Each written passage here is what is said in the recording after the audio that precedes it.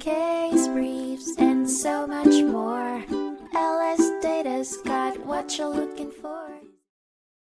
This case, Harlow v. Fitzgerald, began with a civil damages suit filed against two senior presidential aides. The aides appealed their denied motion for summary judgment, asserting that their roles provided them with absolute immunity from such claims. The district court ruled against them, finding disputed facts that required further examination during a trial. This denial unleashed a wave of appeals, eventually reaching the steps of the Supreme Court.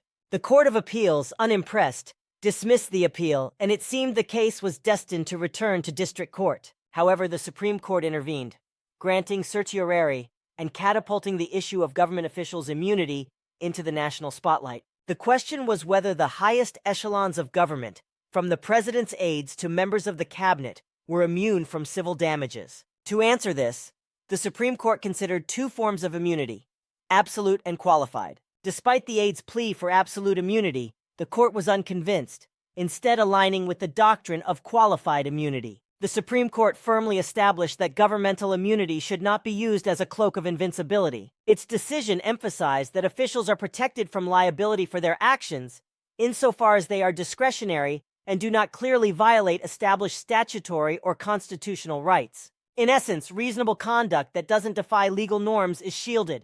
Presidential aides and cabinet members are not exempt from the law. However, the court also indicated that if an official could prove extraordinary circumstances, namely, that they genuinely did not know, or could not be expected to know, the relevant legal standard, then their immunity might hold, even if the law was well established. This was no small task. The official carried the burden of proof for this claim. The landmark ruling proved a balancing act, played out on the high wire of constitutional guarantees and the protection of public officials. The end result was a remand of the case to the district court for post-decision analysis, and the Court of Appeals' dismissal was vacated.